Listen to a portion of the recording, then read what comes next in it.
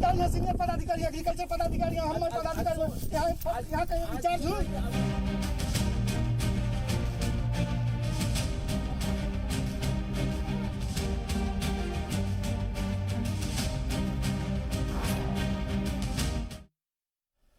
तो अफसरों में भी कुर्सी की हनक गजब होती है, तभी तो अपने से नीचे वाले मुलाजमीन को हड़काने से बाज नहीं आते। अररिया से एक ऐसी तस्वीर सामने आई है जहां होमगार्ड के जवान ने जिला ज़राअत अफसर से पास क्या मांग लिया। ज़राअत अफसर ने बीच सड़क पर होमगार्ड के जवान से उठक बैठक करवा ली। वीडियो वायरल हुआ तो सियासत भी इस पर तेज हो गई। अब वजीर ज़राअत ने जांच के अहकाम दिए हैं और मुतालिका अफसर को नोटिस दे दिया है। हमारा बेइज्जती होगा। बिल्कुल सही करें। पदाधिकारी हैं, सीनियर पदाधिकारी, एग्रीकल्चर पदाधिकारी, हम पदाधिकारी यहाँ कहीं इंचार्ज हूँ।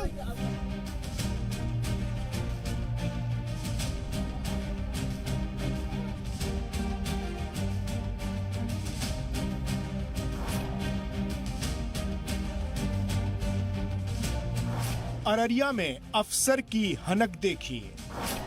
गाड़ी रोकने पर करवाई उठक बैठक। होमगार्ड जवान ने पैर छूकर मांगी माफी। ये तो सिस्टम है साहब। कुर्सी जितनी बड़ी होती है, हनक वैसी ही होती है। अररिया के इस होमगार्ड के जवान की क्या मिसाल, जो जिला ज़राअत अफसर की गाड़ी को रोककर पास मांग ले, और जब ऐसी गुस्ताखी की तो सजा देखिए।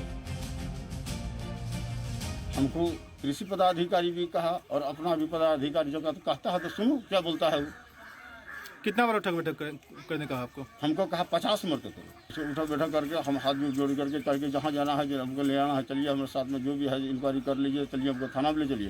ये चुपचाप ही लोग वापस होकर के चला गया। देख करके मुझे बड़ा आश्चर्य लगा कि कितना संवेदनहीन है। उस वीडियो का जांच करवाइए और जांच करवा के इमीडिएट अगर इस तरह का काम किया है तो यह निंदनीय है और इमीडिएट उसको तुरंत उसको सस्पेंड करना चाहिए। जब ये वीडियो वायरल हुआ तो मामला तूल पकड़ने लगा। हर कोई अपनी तरफ से कार्रवाई की तैयारी शुरू करने लगा, चाहे खुद वजारत ज़राअत हो या फिर रियासत के डीजीपी, सबने कार्रवाई का भरोसा दिलाया है। हम अभी अपने बॉडी अधिकारी ज्वाइंट डायरेक्टर एग्रीकल्चर पूर्णिया को हम आदेश दे रहे हैं इस मामले की जांच कर और मुख्यालय को अवगत कराएं जाकर के कि आखिर जो बातें सामने आ रही है इसके पीछे क्या वजह, क्या कारण है, वैसे परिस्थिति क्यों उत्पन्न हुई जाकर के। ये बहुत ही शर्म की बात है। मुझे बहुत ही कहते हुए खराब लग रहा है कि human dignity is human dignity. ये हमारा चौकीदार भी उतना इम्पोर्टेंट है, सिपाही भी उतना इम्पोर्टेंट है, उसकी भी उतनी ही इज्जत है जितनी किसी बड़े IAS और IPS अधिकारी की है। तो आदमी के सम्मान के साथ समझौता नहीं करना चाहिए। तो जो मैंने मीडिया में पढ़ा है उससे लगता है कि बहुत ही शर्मनाक घटना हुई है। सरकार के संज्ञान में है, सरकार इस पर कार्रवाई करेगी। वहीं इस तस्वीर को लेकर सियासत भी खूब होने लगी। अपोजिशन ने सरकार के खिलाफ मोर्चा खोल दिया। मुल्जिम अफसर के खिलाफ सख्त कार्रवाई की मांग की जाने लगी। जो सत्ता के गलियारों में अपनी पहुंच रखते हैं, इसी का सनक जिला कृषि पदाधिकारी अररिया ने दिखाया एक ड्यूटी पर तैनात सिपाही के साथ, और सरेआम गुंडागर्दी करके पुलिस वाले के मनोबल को तोड़ने का काम किया है। इस पर सरकार को अविलंब संज्ञान लेना चाहिए और कड़ी कार्रवाई करना चाहिए। पुलिस में भी अगर कोई साधारण कांस्टेबल है तो उसे आपका अधिकारी जो चाहे उसके साथ अपमानजनक व्यवहार कर सकता है। मेरे नजर में जिला कृषि पदाधिकारी अररिया पे ऊपर कठोर कार्रवाई होनी चाहिए। दरअसल होमगार्ड के जवान के साथ जो हुआ वो सिस्टम का खेल है। कुर्सी जितनी बड़ी होती है, ताकत उतनी ही होती है। तो फिर जिला ज़राअत अफसर के सामने एक चौकीदार की क्या हैसियत, क्या बिसात तो उनके सामने अररिया के पुलिस कप्तान की ही होगी ना। पुलिस कप्तान रोकते तो जिला ज़राअत अफसर की गर्मी ऐसी नहीं होती। ब्यूरो रिपोर्ट, जी मीडिया। तो आज इसी मसले पर लेकर चर्चा करेंगे। हमारे साथ खास मेहमान भी जुड़ेंगे, साथ ही साथ स्टूडियो से सैयद अब्बास मेहदी मेरे साथ जुड़े रहेंगे। साथ ही माधव आनंद साहब जो कि सेक्रेटरी जनरल हैं RLSP से, वो भी हमसे जुड़ेंगे। साथ ही अफजल अब्बास जो कि प्रेसिडेंट है माइनॉरिटी मोर्चा के, उनसे भी हम बातचीत करेंगे इसी मसले को लेकर। और अब से कुछ ही देर के बाद डॉक्टर मदन मोहन झा जो कि बिहार प्रदेश कांग्रेस के सदर हैं, वो भी जुड़ेंगे। आप सभी का खैर मकदम है। सबसे पहले आना चाहूंगा माधव आनंद साहब आपके पास। वाकई में आज ये साबित होता दिखाई दे रहा है कि अगर जितनी बड़ी आपकी कुर्सी है, जितना बड़ा आपका ओहदा है, उतने ही ऊंचे आपके तेवर हैं, उतनी ही ऊंची आपकी हनक है।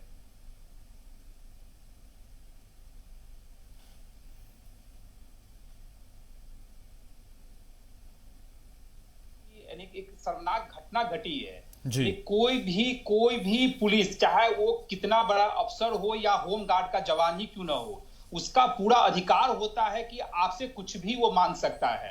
और उसने क्या मांगा था? उसने यही तो मांगा था कि आप दिखा दीजिए आपके पास है कि नहीं। उसके गाड़ी पे तो ऐसा नहीं लिखा हुआ था कि आप कृषि पदाधिकारी हैं या क्या है। और उसको उठा बैठक करवाना, आप अनुमान लगाइए कि जिस अधिकारी, जिस कांस्टेबल की प्रशंसा होनी चाहिए थी कि उसने इतनी हिम्मत दिखाई कि भाई किसी से उसने मांगा कि आप अपना पास दिखाने का काम कीजिए, उसको जो है सबके सामने उठा बैठक करवा के वीडियो बनाया गया। आप अनुमान लगा लीजिए अफसरशाही कितनी हावी है बिहार में। यानी इससे शर्मनाक घटना क्या हो सकता है? मैं किसको जैसो कहूं, तो पूरी तरह अफसरशाही की तानाशाही में कह सकता हूं इसमें। एक तो विपदा है कोरोना का, इस महामारी के संकट में सब लोग जो है जी जान लगा के एक दूसरे की मदद कर रहे हैं। ऊपर से अफसर का इस तरह का बर्ताव, मुझे लगता है इसमें कोई इन्वेस्टिगेशन की जरूरत नहीं है। साक्ष्य जो है सो पर्याप्त है। सरकार अविलंब तुरंत जो है सो कार्रवाई करके उस पदाधिकारी को बर्खास्त करें। कोई छानबीन की जरूरत नहीं है, क्योंकि जो वहां से सबूत आया है, जो वीडियो है, वही काफी है दिखाने के लिए। इसीलिए तुरंत अविलंब बर्खास्त करे और निश्चित रूप से IPC की जो भी संबंधित धाराएं हैं, उस धाराओं में केस दर्ज करके उसको जेल भेजने का काम करें। जी, सवाल यही है सर कि जब आप, जैसा आपने कहा कि जब वीडियो में साफ जाहिर हो रहा है, साफ दिखाई दे रहा है कि उस होमगार्ड से उठक बैठक कराई जा रही है, उसके बाद भी जो सूबे के कृषि मंत्री हैं उन्होंने कहा कि हमने जांच के आदेश दे दिए हैं, तो आपको नहीं लगता कि कहीं ना कहीं कृषि पदाधिकारी को बचाने की कोशिश की जा रही है? देखिए, बिहार में हमेशा से यही होता है, कुछ भी घटनाएं होती है तो कमेटी बन जाती है, कमेटी पे कमेटी, कमेटी पे कमेटी। मुझे लगता है माननीय नीतीश जी के शासनकाल में एक कमेटी नहीं 50,000 कमेटी बन चुकी होगी।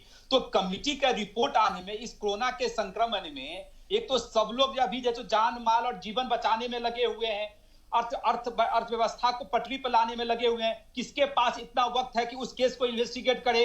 अरे साक्ष्य काफी है। जब वीडियो में दिखा रहा है कि वो कांस्टेबल ने क्या मांगा और कांस्टेबल के साथ किस तरह का होमगार्ड के साथ बिहेव किया गया है, तो इसमें इन्वेस्टिगेशन की क्या बात है? आप जो संबंधित IPC की धाराओं में केस दर्ज कीजिए और केस दर्ज करके उनको जेल भेजने का काम कीजिए, जिससे जिस अधिकारी कांस्टेबल का मनोबल आज नीचा हो गया, उसका मनोबल हाई रहे और कोई दूसरा अधिकारी कभी भी भविष्य में इस तरह का घटना को अंजाम देने का सोचे भी नहीं। एक तरफ प्रधानमंत्री जो हैं, वजीर आजम, वो कहते हैं कि जो ये फ्रंट वॉरियर्स हैं, डॉक्टर्स हैं, पुलिस अहलकार हैं, जो पुलिस के कर्मचारी हैं या पुलिस के पदाधिकारी हैं या पुलिस के अधिकारी हैं, वो लोग फ्रंट पर हैं, हेल्थ वर्कर्स फ्रंट पर हैं, सफाई कर्मी फ्रंट पर हैं, इनको आप इंसान नहीं देवता समझिए, फरिश्ता समझिए। ऐसे बयान के बाद, वजीर आजम की सख्त हिदायत के बाद भी अगर इस तरह से वाकयात, इस तरह की घटनाएं सामने आती हैं और वो भी बिहार जैसी रियासत में, बिहार जैसे राज्य में, तो इसको क्या माना जाए? देखिए, मैं बता रहा हूं, बिहार में जो माननीय प्रधानमंत्री जी ने कहा कि जो भी हेल्थ स्वास्थ्य कर्मी या पुलिस जो भी काम में लगे हुए हैं इस महामारी के संकट में, उनको जैसे प्रोत्साहित करने की जरूरत है। और आपने सही कहा, बिहार में एक घटना घटित नहीं हुई है, पुलिस के साथ, स्वास्थ्य कर्मियों के साथ लगातार घटना घटित हो रही है। कुछ मुट्ठी भर लोग हर जिला में लगभग इन पे पथराव करने का भी काम किए हैं। मैं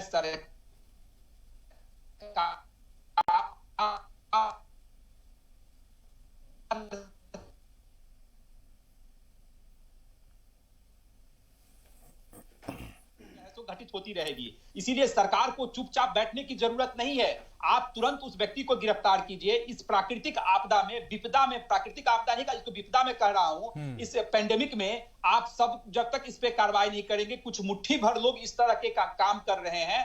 सरकार से यही आग्रह करता हूं, आप एक उदाहरण पेश करें, उदाहरण पेश करते हुए व्यक्ति को जो है सो पकड़े और गिरफ्तार करके जेल भेजने का काम करें। और जिस कांस्टेबल और होमगार्ड ने कुछ प्रमाण मांगा उनसे कि आप दिखाइए आपके पास कौन सा पास है, उसको जो है प्रोत्साहित करें, उसको जो है प्रमोशन देने का काम करें, उसके साथ न्याय देने का काम करें, उसका मनोबल बढ़ाने का काम करें, जिससे कि वो आगे भी अपनी ईमानदारी पूर्वक अपने काम को करता रहे। एक और सवाल उठ रहा है, लोग कह रहे हैं कि जो बिहार की अपोजिशन पार्टियां हैं, अपोजिशन जमातें हैं, वो इस मामले को उतनी तेजी से, उतनी शिद्दत के साथ मुतालबात नहीं रख रही हैं। यही वजह है कि वजीर आला मुख्यमंत्री नीतीश कुमार अभी भी खामोश हैं। क्या एक होमगार्ड का मामला है इसलिए इसको उतनी तरजीह, उतनी तवज्जो नहीं दी जा रही है? देखिए, नीतीश जी का जो कार्य करने का तरीका है वो तानाशाह है, वो किसी की बात को नहीं सुनते। आपने देखा होगा इस लॉकडाउन के पीरियड में भी एक तरफ वो कहते हैं कि लक्ष्मण रेखा का उल्लंघन नहीं होना चाहिए, लेकिन इनके ही सांसद, सत्ताधारी गठबंधन के एक सांसद नहीं, 2-2, 3-3 सांसद दिल्ली से अपने कंस्टिट्यूएंसी में चले जाते हैं। कोटा से बच्चे को लाने की बात हम लोग जब विपक्ष के लोग मांग करते हैं तो सरकार कहती है नहीं, लॉकडाउन का उल्लंघन हो जाएगा, लक्ष्मण रेखा का उल्लंघन नहीं होना चाहिए। और इनके ही विधायक, इनके ही सांसद, इनके ही जो पदाधिकारी हैं, इनके बच्चे को कोटा से लाने के लिए पास मिल जाता है। और पास भी देखिए, डीएम नहीं, एसडीएम नहीं, यानी कोई जूनियर अधिकारी जो है सो इंटर स्टेट का परमिट जारी कर देता है। जब हम लोग सरकार से मांग करते हैं कि आखिर दोहरा मापदंड क्यों? आपके लिए तो बिहार के जितने बच्चे हैं सब एक समान है, चाहे गरीब का बेटा हो या अमीर का बेटा हो। लेकिन ये ऐसी गुंगी बहरी सरकार है जो किसी की सुनने वाली नहीं है। अब जनता जनार्दन ही 2020 में, अभी इस पेंडेमिक में अगर इस तरह की बातें करेंगे तो लोग कहेंगे कि राजनीति हो रही है, लेकिन निश्चित रूप से इस अहंकारी सरकार को बिहार की जनता ही आगामी बिहार विधानसभा का जो चुनाव है उनको हटा के ही सबक सिखाने का काम करेगी। ये सरकार नहीं सुनने वाली है। हम लोग हर बात पे, जहां भी सरकार विफल होती है, हम लोग अपनी आवाज को बुलंद करने का काम करते हैं और सरकार से आग्रह करते हैं। इस विपदा में पूरा विपक्ष सरकार के साथ खड़ा है। जहां सरकार ने अच्छा काम किया है, आप हम लोग का देख लीजिए, एक एक बयान, सब सेवा में लगे हुए हैं। लेकिन ये सरकार तो विपक्ष को मानती ही नहीं है। ये सरकार इतनी अहंकारी हो गई है। लेकिन मुझे लग रहा है कि बिहार में विपक्ष भी बहुत कमजोर हो गया है, कि विपक्ष की बातों को सुना नहीं जा रहा है, या विपक्ष में खुद भी इख्तिलाफ है, मतभेद है आपस में विपक्ष की अलग अलग पार्टियों में। होमगार्ड के मसले पर विपक्ष ने उतनी मजबूती के साथ अपनी आवाज नहीं उठाई, ये भी लोग सवाल उठा रहे हैं। हम लोग विपक्ष, हम लोग का पूरी तरह एकजुट है। महागठबंधन इंटैक्ट है, दो ही फ्रंट है, एक एनडीए, एक महागठबंधन। महागठबंधन की एकजुटता में कहीं कमी नहीं है। जब कोई भी ऐसा विषय आता है जो हम लोग के संज्ञान में आता है, हम लोग अपनी बातों को रखने का काम करते हैं, सरकार से आग्रह करते हैं। जहां सरकार अच्छा काम करती है, निश्चित रूप से दलगत भावनाओं से ऊपर उठ के सरकार की प्रशंसा भी करते हैं। लेकिन जहां सरकार की कमियां होती है तो कमियां को भी उजागर करने का काम करते हैं। तो ऐसा कहना कि विपक्ष अपनी बातों को सही तरीके से नहीं रख रहा, ऐसी बात नहीं है। ये सरकार ही अहंकारी है, सरकार का काम करने का तरीका ऐसा ही है। और स्वाभाविक है, 15 साल एक लंबा वक्त होता है कि कोई व्यक्ति को अगर 15 साल मौका मिल जाए, बिना काम किए हुए मुख्यमंत्री बन जाए, तो स्वाभाविक अहंकार तो अपने आप आ जाता है। इसलिए मैंने आपसे कहा कि अब वो दिन दूर नहीं, अब कुछ वक्त ही बचे हैं जब बिहार विधानसभा का चुनाव होगा। बिहार की जनता जो है सो नई सरकार चुनेगी और निश्चित रूप से इस अहंकारी सरकार को निश्चित रूप से सत्ता से बेदखल करने का काम करेगी। ठीक है। और इस बीच अफजल अब्बास साहब भी, जो कि जेडीयू का पक्ष यहाँ पर रखेंगे, वो हमारे साथ जुड़ गए हैं। अफजल अब्बास साहब, स्वागत है आपका। सवाल आपसे यही है, जब इलेक्शन हो रहे थे तब एक नारा गूंज रहा था, एक गाना गूंज रहा था कि बिहार में बहार है, नीतीश सरकार है।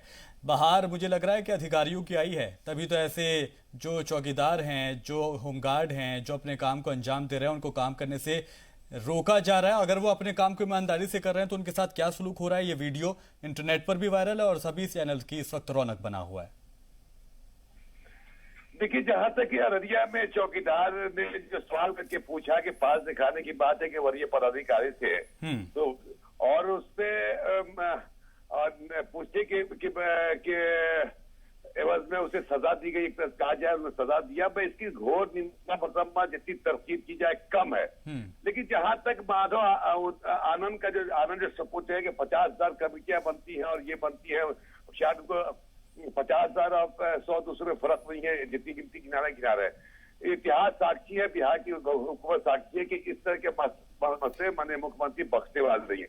जब वरीय पदाधिकारी की हरकत से घिनौनी हरकत की खबर संज्ञान में माननीय मुख्यमंत्री के जब आया तो डीएम को आदेश दिया जा चुका है। मैं समझता हूं कि शाम तक शायद आ भी गया होगा, रिपोर्ट आ भी गई होगी।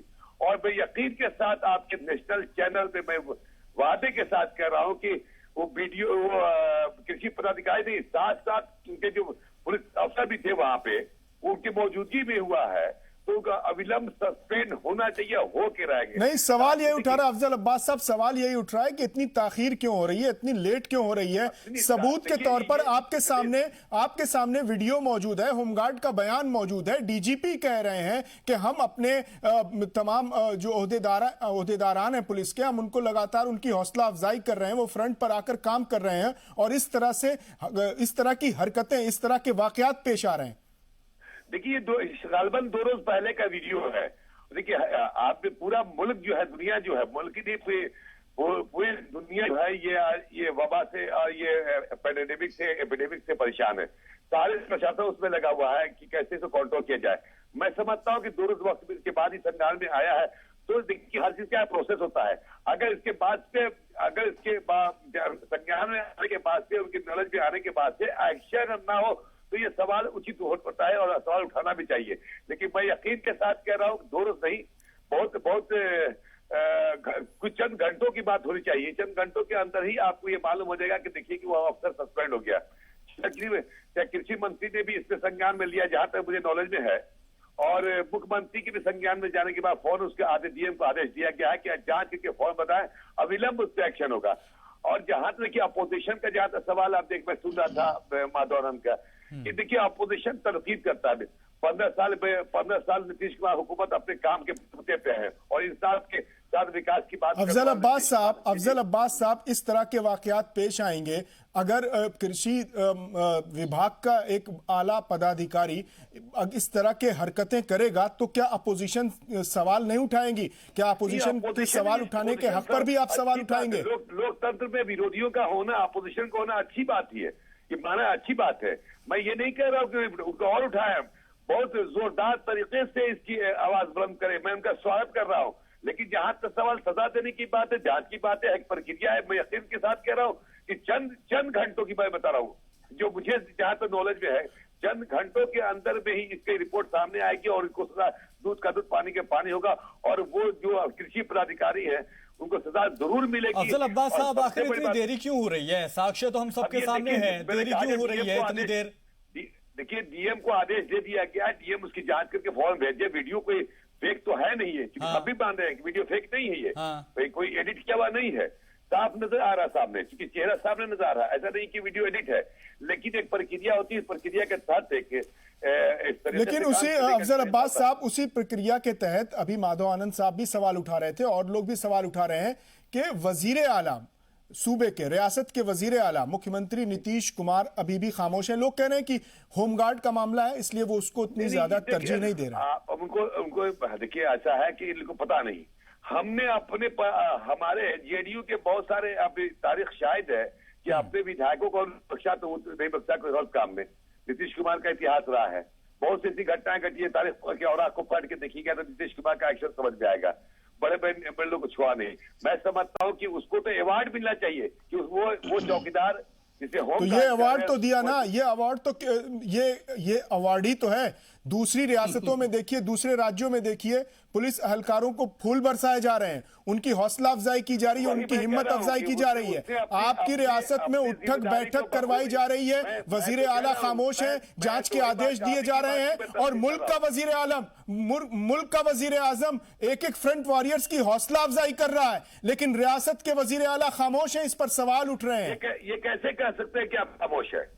खामोशी उस वक्त की बात क्या? डीजीपी जो पुलिस का सबसे बड़ा महात्मा का मालिक डीजीपी होता है, खुद उस चौकीदार से बात करते हैं। जी, उन्होंने अफसोस जताया है। जी, डीजीपी ने अफसोस जताया है कि मेरे पुलिस अहलकार काम कर रहे हैं और उनके साथ ऐसा सलूक किया जा रहा है। कार्रवाई की बात की, कार्रवाई की बात की है। और जब सीएम के संज्ञान में, नॉलेज में आने के बाद से सीएम ने ऑर्डर दिए, वो किया है। कृषि मंत्री ने भी जांच की बात की है। और मैं तो कह रहा हूँ कि चंद घंटों की बात है, मैं समझ रिपोर्ट आ भी गई होगी, कोई ठीक नहीं है। आने के बाद से माधव आनंद साहब आपके पास आना चाहूंगा। माधव आनंद साहब, आप लगातार सुन रहे हैं अफजल अब्बास साहब को, वो तो कह रहे हैं कि कुछ ही घंटों के अंदर रिपोर्ट आ जाएगी। आपको नहीं लगता कि ज्यादा ही देरी हो रही है? जब सब कुछ सामने है, डीजीपी का बयान आ गया, बाकी लोगों का बयान आ गया, तो फिर क्यों देर हो रही है?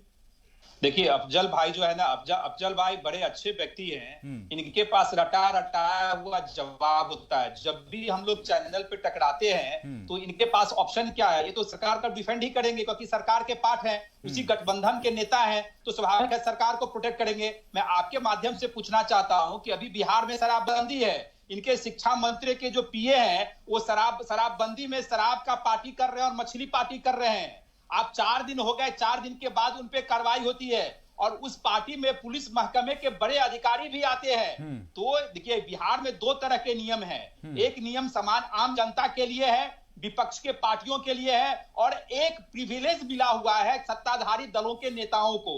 तो वो प्रिविलेज जो नियम है, सत्ताधारी गठबंधन के जितने नेता हैं उनके लिए स्पेशली लागू होता है। तो हर घटनाओं को आप देख लीजिए, बिहार में 1-2 घटनाएं नहीं है, इस तरह की घटनाएं शर्मसार बिहार को करती आ रही है। और जितने भी गठबंधन के सत्ताधारी गठबंधन के नेता आते हैं तो रटाया हुआ ही यहाँ बोल के जाते हैं कि भाई सरकार अपना काम कर रही है, सरकार जो है सो इन्वेस्टिगेशन करा रही है। अरे ये तो सबको पता है कि इन्वेस्टिगेशन का एक प्रोसेस है, इसमें कौन सी नई बात आप कह रहे हैं? आप कुछ नया ऐसा करके दिखाइए। आप इन्वेस्टिगेशन, जब आपने कहा कि वीडियो एकदम ओरिजिनल है, देखिए सत्ताधारी के दल के नेता ही कह रहे हैं कि वीडियो ओरिजिनल है, तो भाई इससे जब ओरिजिनल वीडियो के पास साक्ष्य आपके पास है तो फिर काहे का इन्वेस्टिगेशन बाद में करवा लेते, पहले गिरफ्तार करके उसको जेल में खाने में भेजते, आप बाकी इन्वेस्टिगेशन बाद में होते रहता। माधव जी, आप जो ठीक है, आप अच्छे मित्र मेरे हैं, बड़े पार्टी के बड़े नेता हैं, बड़े अच्छे प्रवक्ता हैं। कुछ तनकीद के बाद भी कभी सराहना भी किया कीजिए कि कुछ काम ऐसी की जाती है। काम अफजल भाई, मैं तो प्रशंसा करता हूँ, मैं तो दलगत भावनाओं से ऊपर उठ के मैं आपकी प्रशंसा भी करता हूँ। माननीय मुख्यमंत्री जी की प्रशंसा एक बार नहीं हजारों बार करता हूँ। जहाँ अच्छे काम होते हैं वहाँ प्रशंसा करता हूँ, जब अच्छे काम नहीं करते हैं आप 15 इमीडिएट होगा। आप एक बड़े प्रवक्ता होने के, मैं तो एक छोटा साधना सिपाही हूँ। मैं कह रहा हूँ कि आप एक छोटा सा तरह की इस पे एक्शन होगा, अविलंब होगा। लेकिन अफजल साहब, अपोजिशन में जो माधव साहब बैठे हुए तो साफ कह रहे हैं कि आप तो रटा पाठ पढ़ रहे हैं और साथ ही साथ संगीन इल्जाम भी आपके ऊपर लगा रहे हैं। वो ये कह रहे हैं कि दरअसल बिहार में, सूबे में 2 तरह के कानून होते हैं, एक सरकार के लिए और एक समाज के लिए। अफजल अब्बास साहब, सवाल ये उठ रहे हैं कि लोग ये कह रहे हैं, अपोजिशन जमातें ये इल्जाम लगा रही हैं कि ये जो वीडियो है ये एक उदाहरण मात्र है, ये एक मिसाल के तौर पर है। पूरे रियासत में, पूरे सूबे में, पूरे प्रदेश में इसी तरह का कानून चल रहा है। मैंने आपसे कहा नहीं कि देखिए, जब से जो एनडीए छोड़ा है उपेंद्र कुशवाहा ने, तो सिवाय तनकीद के अलावा भी कुछ किया नहीं उन्होंने। तो सर, अपोजिशन में बैठे हैं, तनकीद तो करेंगे। कल तो ये तस्वीर पढ़ रहा है नरेंद्र मोदी का, आज उनकी भी गाली बक रहे हैं, तो ये अलग बात है। उनका विपक्ष में है, उनको बोलना उनका लाजमी है, बोले, अपनी लोकतंत्र में सबको अपनी बात रखने का। अफजल भाई मैं बोलूं, आप देखिए, आप अच्छे मित्र हैं, आप बड़े नेता हैं, आप मेरी प्रशंसा करते हैं, आप नहीं भी प्रशंसा करेंगे, आप मेरे लिए आदरणीय रहेंगे। लेकिन जहां तक आपने बात कहा है, मैं दलगत भावनाओं से, मैं एक युवा नेता हूं, मैं दलगत भावनाओं से ऊपर उठ के, अपनी पार्टी के विचारधारा से भी ऊपर उठ के मैं माननीय नीतीश जी की प्रशंसा करता हूं जब वो अच्छा काम करते हैं। मैं प्रशंसा भी करता हूं, मैं राजनीति के लिए राजनीति नहीं करता हूं, लेकिन जहां आपकी विफलता है उस विफलता में आप सफलता ढूंढने की कोशिश मत कीजिए। जो विफलता, उसमें विफलता ही रखने दीजिए उसको। सफलता में नहीं, जो सफल काम करता हूँ उसी में ढूंढता हूँ, और जो मैं तो कह रहा हूँ, एडमिट भी करता हूँ। अफजल भाई एडमिट भी करता हूँ कि गलतियां हमसे हुई तो मैं अफजल भाई अभी बताइए, इस लॉकडाउन में पूरा विपक्ष आपके साथ खड़ा है, विपक्ष जो है सो कहीं भी आपको जो है सो कमजोर नहीं कर रहा है, और उसके बावजूद देखिए, जब अभी कोटा से हम लोग छात्र को लाने की बात कर रहे हैं, आपके एमपी चले जाते हैं, आपके एमएलए अपने बच्चे को ले आते हैं। क्या गरीब के बच्चे बच्चे नहीं हैं? सिर्फ एमएलए और एमपी के बच्चे बच्चे हैं, उनको ही अपने बच्चे की चिंता है। सरकार क्यों नहीं सुन रही है? उन गरीब बच्चों का क्या जो है, उन्होंने क्या कसूर है? हाँ भाई, बड़ा अच्छा सवाल आपका, अच्छा सवाल है। ये बात जब मुझे मालूम हुई तो मैंने खुद ही, मैं नेशनल चैनल पे जी सलाम पे बोल रहा हूँ, कल मैंने उन विधायक से, जो नालंदा के विधायक से मैंने पूछा कि जब ये आप कैसे चले गए, जब लॉकडाउन का खुद मुख्यमंत्री जी कहते हैं कि नहीं, जब लॉकडाउन का तोड़ना इसका मतलब है कि एडवाइजरी का उल्लंघन करना हुआ, हम कि जो जहां वहीं पर रहे, आप कैसे गए? तुरंत उनकी बातें बता रहा हूँ। उन्होंने कहा कि मेडिकल ग्राउंड पर मैं गया था लाने के लिए, बच्ची थी, मैं नहीं जानता कहां तक सच है नहीं है, उनका जो स्टेटमेंट था। तो देखिए, इमरजेंसी पासेस इशू होते हैं, इससे इनकार नहीं किया था। अब ये इमरजेंसी पास एक्चुअली वो इमरजेंसी था कि नहीं जाता मैं नहीं जानता। मैं भी दिल्ली में आज इमरजेंसी पास लेके लोगों की सेवा कर जा रहा हूँ, तो ये इसका मतलब ये नहीं कि हम लॉकडाउन को उल्लंघन कर रहे हैं। लेकिन उल्लंघन अफजल अब्बास साहब, दिल्ली में हजारों की तादाद में बिहार के मजदूर फंसे हुए हैं, भूखे हैं, गरीब हैं, लाचार हैं। क्या उनके लिए इमरजेंसी पासेस का इशू नहीं हो सकते? नहीं, इमरजेंसी पासेस देखिए, अब सबको इमरजेंसी पास का मतलब क्या, बल्क में लाखों की तादाद में अब ये जाए। या तो देखिए, मैंने कल भी कहा था और आज भी मैं कह रहा हूँ कि अगर ये परंपरा कायम जो कर दी गई है कि कोटा के छात्र आ जाएं, क्या बम्बे में जो मजदूर फंसे हुए हैं, दोनों की जिंदगी के अलग, उसको कंपेयर अलग कीजिए। क्या ये बच्चे, चूंकि बड़ों के बच्चे हैं तो इसका मतलब आ जाएंगे? क्या गरीब के बच्चे नहीं आएंगे? मजदूरों के बच्चे नहीं, मजदूर नहीं आएंगे? मैं इसके खिलाफ हूँ। मैं एकदम आपके ऑन एयर चैनल में बोल रहा हूँ कि मैं खिलाफ हूँ कि जो जहां पे, या तो फिर एडवाइजरी जारी कर दी जाती कि उत्तर प्रदेश जैसे लाया है कि जो जहां पे फंसे हुए हैं वो अपने प्रदेशों में अपने मजदूरों को, छात्रों को लेके आए। फिर कल बेंगलोर अगर आएंगा, बेंगलोर में जो छात्र बिहार के फंसे उनको बुलाइए, आप फिर कर्नाटका में बुलाइए। तो ये तो परंपरा कायम की गई ना।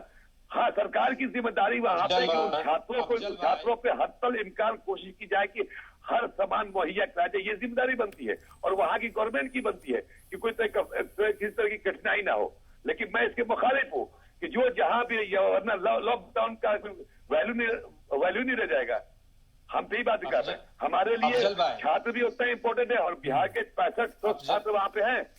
मैं उनकी हमदर्दी। माधव आनंद कुछ कह रहे हैं अफजल साहब। अफजल भाई, एक घटनाएं नहीं है, ऐसे कई घटनाएं हैं। अभी मोतिहारी का एक लेटर मेरे पास आया, जो वहां का पंचायत अध्यक्ष अपने बच्चे को लाने के लिए परमिशन उनको डीएम दे देते हैं। आखिर उसकी एक मजबूरी मैं समझ सकता हूं कि स्वास्थ्य के आधार पे, हेल्थ के ग्राउंड पे, लेकिन एक घटनाएं घटित नहीं हो रही है। दूसरी बात अफजल भाई मैं कहना चाहता हूं, सुनिए,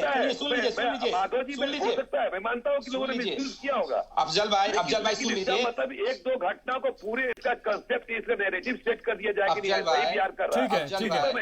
सुन लीजिए, एक छोटे से ब्रेक के लिए मुझे रुकना होगा, एक छोटे से ब्रेक के लिए रुक रहा हूँ। अफजल अब्बास साहब हमारे साथ जुड़े, बहुत शुक्रिया। एक छोटे से ब्रेक के लिए रुक रहा हूँ। हमारा बेस्ट होगा, बिल्कुल सही पदाधिकारी, सीनियर पदाधिकारी, एग्रीकल्चर पदाधिकारी, हम पदाधिकारी यहाँ कहीं इंचार्ज हुए।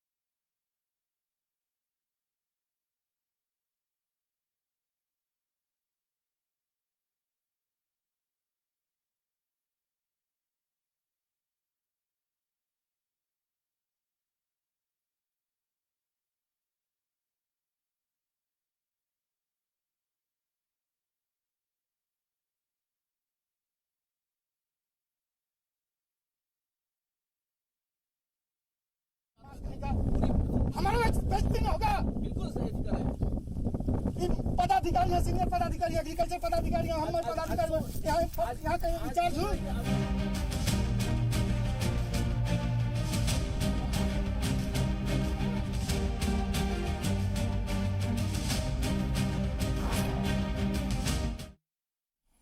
ब्रेक के बाद चर्चा में आगे बढ़ेंगे। हमारे साथ माधव आनंद साहब लगातार जुड़े हैं। माधव आनंद साहब, अब से कुछ देर पहले जब हम सुन रहे थे अफजल अब्बास साहब को, तो उन्होंने तो साफ तौर पर कह दिया कि जो वीडियो है वो एडिटेड नहीं है, ऑथेंटिक है वो वीडियो। साथ ही साथ वो ये भी कह रहे हैं कि जल्द कार्रवाई की जाएगी। ये कहने भर मात्र से क्या उनकी जिम्मेदारी खत्म हो जाती है?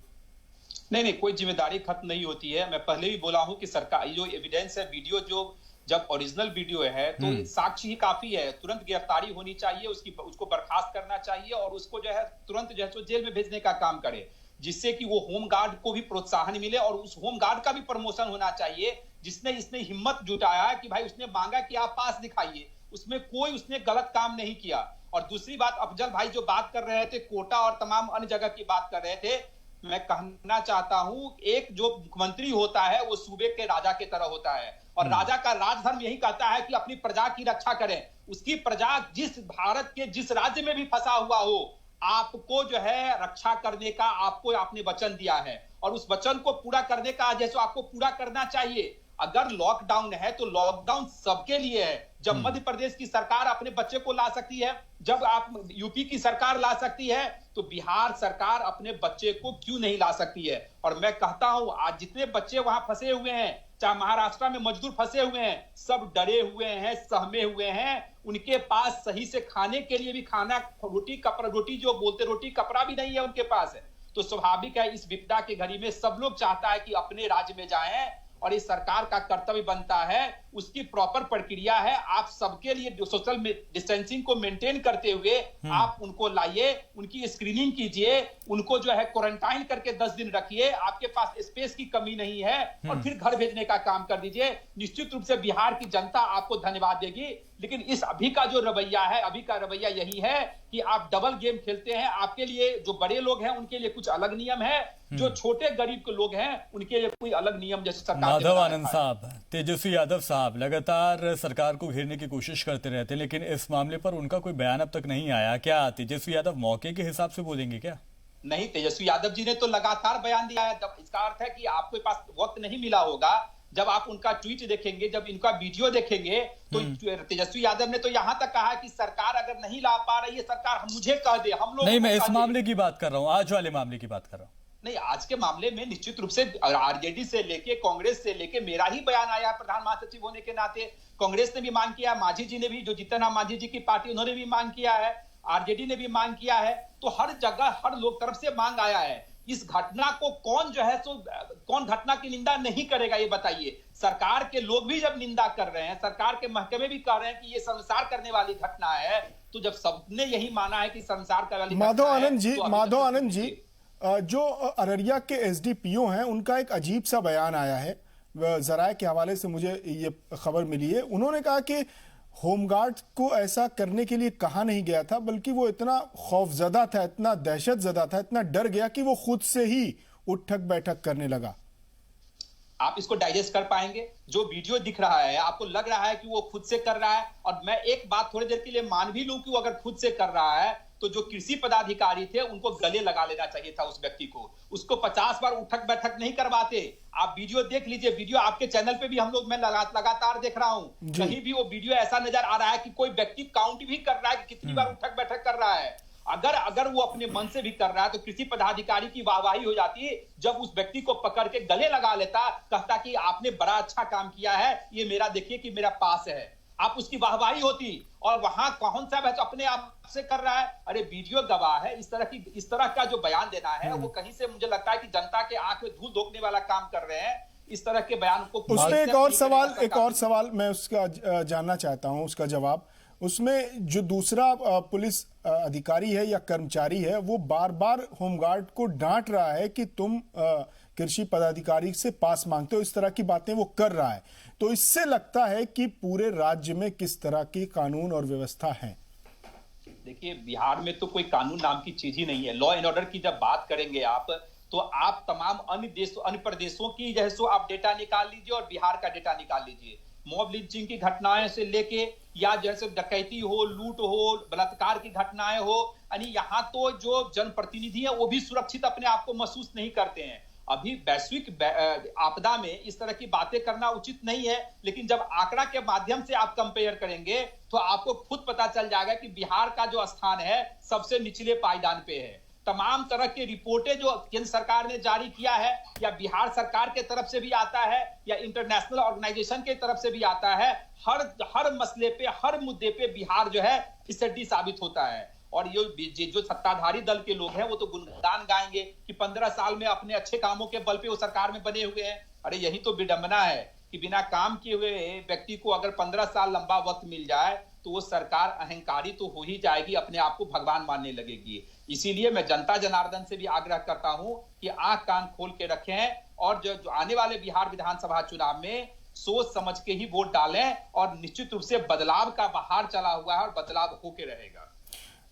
एक और सवाल माधवानंद जी, थोड़ा इससे अलग हटकर, इस इशू से अलग हटकर, ये जो कोरोना की विपदा है, ये जो वबा है, महामारी है, इसमें सरकार भी मदद कर रही है, प्रशासन भी मदद कर रहे हैं, एनजीओज मदद कर रहे हैं, सेल्फ हेल्प ग्रुप मदद कर रहे हैं, और आपकी पार्टी किस तरह से बिहार में लोगों की मदद कर रही, क्या क्या कदम उठाए जा रहे हैं, किस तरह से डिस्ट्रिक्ट लेवल पर, ब्लॉक लेवल पर, पूरे स्टेट में किस तरह से काम किया जा रहा है? देखिए, जहां तक राष्ट्रीय लोक समता पार्टी की बात है या महागठबंधन या हम लोग की जितनी क्षमता है, हर जिले में जो शोषित, वंचित और गरीब लोग हैं उन लोग के पास हम लोग राशन भिजवाने का काम कर रहे हैं। मैं भी लगातार दिल्ली में फंसा हुआ हूं, मैं चाह के भी क्षेत्र में नहीं जा सकता क्योंकि मेरे लिए सामान्य जो व्यक्ति होता है उसके लिए सरकार ने कुछ अलग नियम रखे हैं। बिहार सरकार, मैं कई बार आग्रह किया कि मुझे भी परमिशन दे दीजिए, मैं भी जाऊं, अपने कंस्टिट्यूएंसी में जाऊं, जनता जनार्दन की सेवा करूं, लेकिन वो नहीं जाने देंगे। लेकिन जो भी लोग जहां हैं, जिनकी जितनी क्षमता है, दिल्ली में जितनी मेरी क्षमता है, मैं इंदिरापुरम में रहता हूं, नोएडा में कई लोगों को मदद किया हूं, इंदिरापुरम में मदद किया हूं, दिल्ली में जो बिहार के लोग फंसे हुए हैं उनको मदद करने का काम किया हूं। अगर आपको कभी लिस्ट चाहिए तो आप भी क्रॉस चेक कर सकते हैं। सैकड़ों ऐसे लोग हैं जिनको मैं खाने से लेके हर तरह का आर्थिक मदद देने का हम लोगों ने काम किया है। और सिर्फ मैं ही नहीं कर रहा हूं, हम लोग के जितने भी जिला अध्यक्ष हैं हर जिले में, वो लोग भी अपने अपने काम को बखूबी निभा रहे हैं। ऑफ कोर्स हम लोग सत्ताधारी नहीं, सत्ता में नहीं है, इसलिए जितनी क्षमता हम लोग के पास है अपनी क्षमता के अकॉर्डिंग व्यक्तिगत रूप से भी काम करते हैं और पार्टी के तरफ से भी काम करने का काम कर रहे हैं। ये जो वीडियो की जिस पर हम चर्चा कर रहे थे, होमगार्ड का जो ये वीडियो उठक बैठक वाला आया, इसमें एक सवाल आ रहा था कि लोग कह रहे हैं कि अपोजिशन जमात को, महागठबंधन को इसका जवाब ये देना चाहिए कि जहां जहां पुलिस के कर्मचारी या मुलाजमीन या अहलकार तैनात हैं उनकी हौसला अफजाई करे अपोजिशन जमातें जाकर, इसका एक बेहतरीन जवाब होगा। तो इस बारे में आप लोगों ने कोई कदम उठाने की सोची? हम लोग ने तो हमेशा से किया है। माननीय प्रधानमंत्री जी ने कहा कि थाली बजाइए, हम लोगों ने थाली भी बजाने का काम किया। हम लोगों ने कहा कि अगर थाली बजाने से जो स्वास्थ्य कर्मी हैं, जो पुलिस कर्मी जो इस विपदा के घड़ी में जान को जोखिम में डाल के लगे हुए हैं, हम लोगों ने थाली भी बजाया। उन्होंने कहा कि मोमबत्ती जलाइए, मोमबत्ती भी जलाए। दलगत भावनाओं से ऊपर उठ के हर काम को हम लोग कर रहे हैं और हम लोग तो कह रहे हैं कि जहां भी पुलिस कर्मी पे भी अगर कोई घटना, माधवानंद साहब मैं आऊंगा आपके पास। अफजल साहब एक बार फिर से हमारे साथ जुड़ गए हैं। अफजल साहब, चूंकि आप सत्ताधारी हैं, सरकार में हैं, आप हमें बताइए, चलिए ये मामला तो ठीक है, लेकिन इससे तर राज्य में क्या कुछ काम किया जा रहा है सरकार की तरफ से? जो गरीब हैं, जो मिस्कीन हैं, उनकी मदद किस तरह से की जा रही है सरकार की जानिब से? सवाल है कि अब जग जाहिर है और स्टेटमेंट भी हर अपनी भी चैनल पे भी आ रहा है, सब पे आ रहा है। हम हर गरीबों को राशन दे रहे हैं। 1,000 रुपया बिहार से बाहर, बिहार में जो लोग भी उनको पैसा दिया जा रहा है। लगभग 10 लाख जो कल रिकॉर्ड था, 10,11,000 के आसपास ऐसी कुछ था। दोबारा जोड़ने वाला हम आपको डेटा देते हैं आपको कि वहां उनके अकाउंट में जो प्रवासी है उनको पहुंचाया जा रहा है। राशन की व्यवस्था की जा रही है। जिनका कार्ड नहीं बना है, राशन कार्ड, उनको विलंब कार्ड बना के छूटे हुए उनको भी राशन मुहैया कराई जा रही है। तो हर संभव हम प्रयास कर रहे हैं कि गरीब गुरबत जो लोग हकदार हैं, जो लोग जरूरतमंद हैं, उनको हर तरह की मतलब की अशिया मुहैया कराई जाए। और जब खासकर दिल्ली की जहां तक बात करें, दिल्ली में लगभग मैं समझता हूँ कि 9 राज्यों के 50 ऐसे जगह है जहाँ पे शेल्टर, वो कम्युनिटी किचन चल रहा है, जहाँ पे लगभग 7 से 8 लाख, परसों तक का रिकॉर्ड था कि 7 से 8 लाख लोगों को लाभान्वित हो चुके, उनको खाना खिलाया जा रहा है। राशन भी बांटे जा रहे हैं। तो हम हर मुमकिन कर रहे हैं कि वहां तक पहुंचे।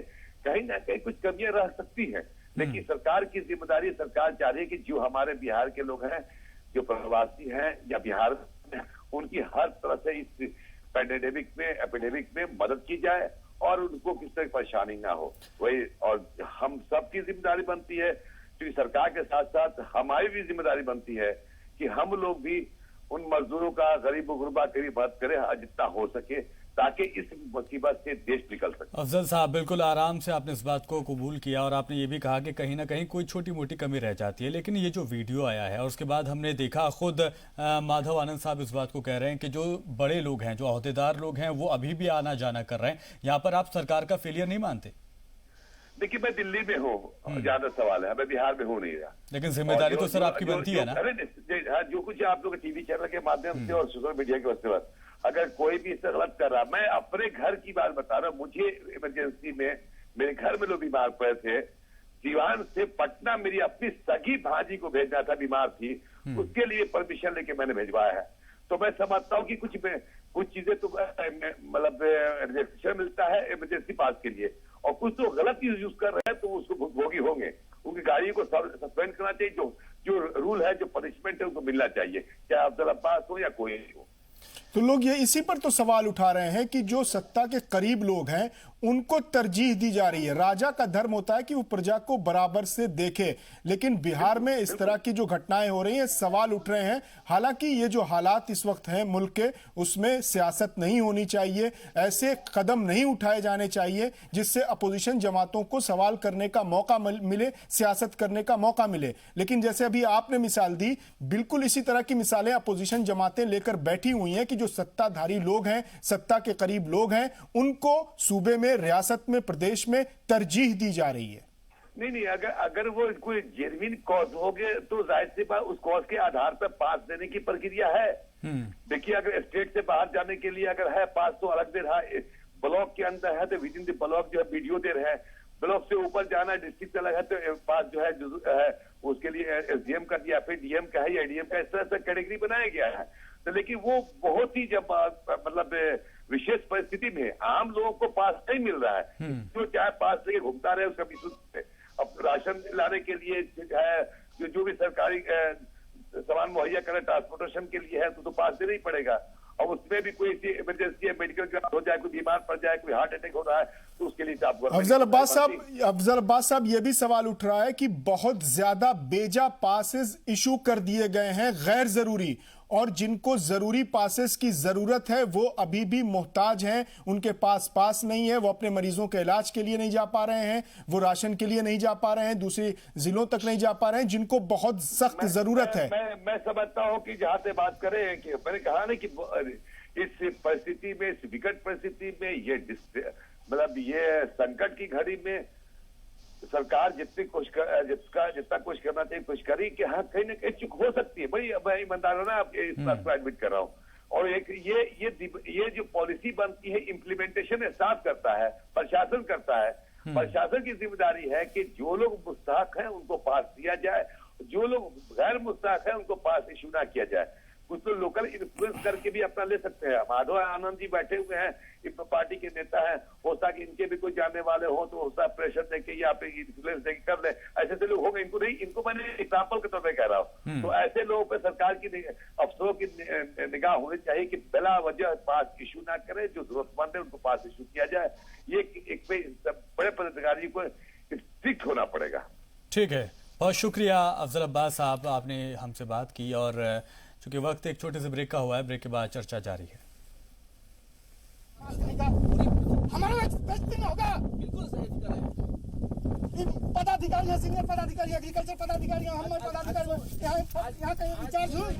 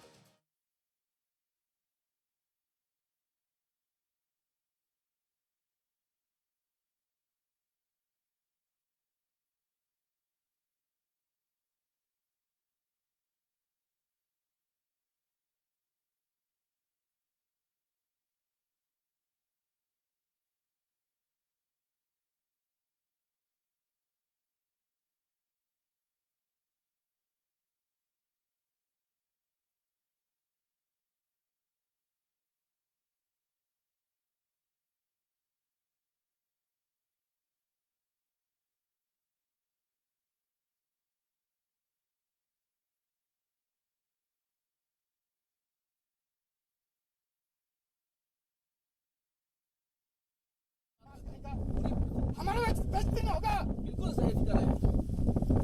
पदाधिकारी हैं, सीनियर पदाधिकारी, एग्रीकल्चर पदाधिकारी, हम पदाधिकारी यहाँ कहीं इंचार्ज हुए।